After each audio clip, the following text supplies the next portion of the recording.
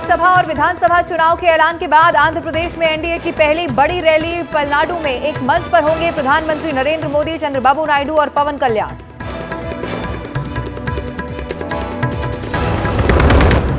चुनाव की तारीखों के ऐलान के बाद सियासत शुरू। विपक्षी दलों ने चुनाव में देरी और 4-7 चरणों में चुनाव कराए जाने पर उठाए सवाल। बीजेपी ने विपक्ष के सवालों को बेबुनियाद करार दिया, कहा कि सबको समान समय मिल रहा है। कांग्रेस की भारत जोड़ो न्याय यात्रा का मुंबई में समापन। शिवाजी पार्क में इंडिया गठबंधन की बड़ी जनसभा। कांग्रेस और घटक दलों के कई नेता होंगे शामिल। महाविकास अघाड़ी में सीटों के बंटवारे पर भी आज हो सकता है बड़ा फैसला।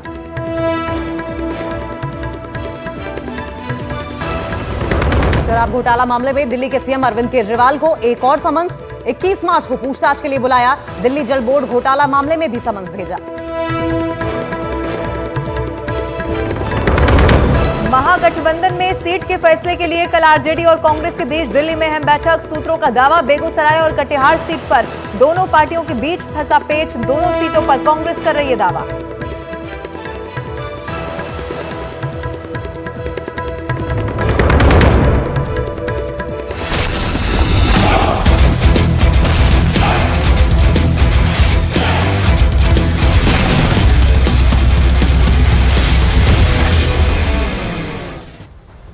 और बड़ी खबर यह है कि लोकसभा चुनाव की तारीखों के ऐलान होने के बाद से ही सियासी घमासान भी मचा हुआ है। बीजेपी का यह कहना है कि वो चुनाव के लिए पूरी तरीके से तैयार है और एनडीए 400 से ज्यादा सीटें जीतेगी। तो दूसरी तरफ टीएमसी नेता ने इशारों में बीजेपी पर निशाना साध दिया है।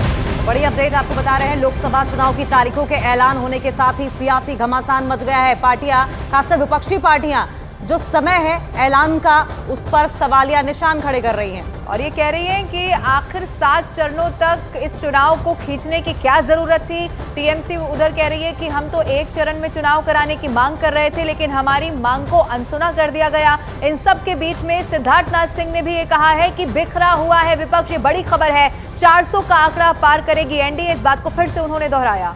यूपी सरकार में मंत्री हैं सिद्धार्थनाथ सिंह और उन्होंने ये कहा है कि जो विपक्ष है वो बिखरा हुआ है, संगठन तो दिखाई ही नहीं दे रहा है। और ऐसे में टीएमसी नेता ने बीजेपी पर निशाना साधा है और कहा है सागरिका घोष ने कि अब बदलाव के लिए वोट कीजिए। लोकसभा चुनाव की तारीखों के ऐलान के बाद सिद्धार्थनाथ सिंह ने विपक्ष पर बड़ा हमला बोलते हुए कहा कि विपक्ष बिखरा हुआ है और एनडीए गठबंधन 400 का आंकड़ा पार करेगी। तो एक तरफ आप देखिए, चुनाव की तारीखों के ऐलान के बाद हर सियासी पार्टी ने अपनी कमर कस ली है, लेकिन राजनीति भी अब जबरदस्त यहां पर गर्म होती हुई नजर आ रही है। खासतौर पर विपक्ष अब चुनाव की तारीखों को लेकर भी, चुनाव के चरणों को भी लेकर निशाना साधता हुआ दिखाई दे रहा है। Do we want to live